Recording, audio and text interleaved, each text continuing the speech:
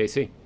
Thank you, Josh. In light of the latest threat posed by ISIL sleeper cells, is the President considering requesting changes to policies like eliminating the visa waiver program, which allows citizens of 38 countries to enter the U.S. and stay for 90 days without a visa?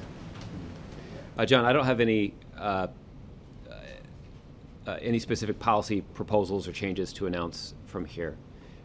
As we've talked about for some time, the United States government is always reviewing our national security posture and evaluating the kinds of policies that will facilitate the kind of international trade and commerce that we want to see across international boundaries, but also ensuring that we have in place measures that will protect the American public, both Americans overseas, but also Americans here at home. So as it relates to travel in particular, the Department of Homeland Security is always reviewing our policies and procedures. They are occasionally even tweaking those policies and procedures in ways that sometimes aren't visible to the traveling public. But there are professionals on the front lines making these kinds of decisions on a regular basis to make sure that the policies and procedures that are in place will do everything possible to protect the American public in a way that minimizes any sort of inconvenience to the traveling public. Sure. This obviously comes after the very strong, hard and fast requests that Prime Minister Cameron suggested yesterday at that House of Commons. I was wondering, will the President be speaking to the Prime Minister about a coordinated effort in terms of those kinds of requirements in some sort of coordinated effort? Well, I can say a couple things about that. The first is I would anticipate that these kinds of discussions will be on the agenda at the NATO summit in Wales.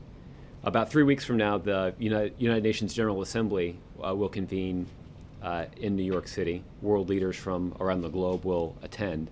And in the context of that General Assembly meeting, the President will convene a National Security Council meeting where the President will lead a discussion with other members of the National Security Council about the threat that's posed by foreign fighters. And this is an indication of the high priority that the President and other world leaders place on this specific issue.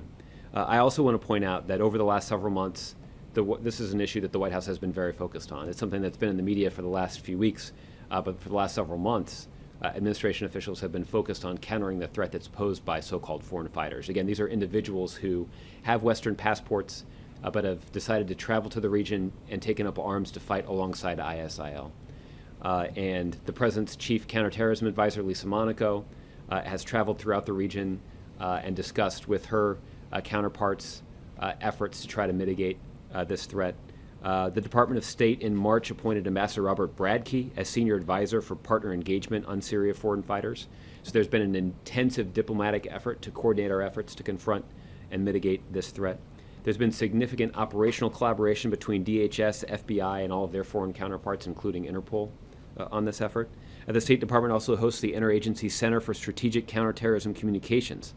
They're engaged in the effort to counter recruitment and radicalization online through counter messaging. And the intelligence community has also worked very closely in sharing information with our partners around the globe, again, to try to monitor these individuals who may be at risk of returning to the West to carry out acts of violence, but also doing everything that they can to try to mitigate this broader threat. So this is something that the President and the administration have been focused on for a number of months now. Josh, can you clarify something you said? National Security Council? Did you mean UN Security Council? I did. I meant the United Nations Security Council. I apologize for misspeaking there.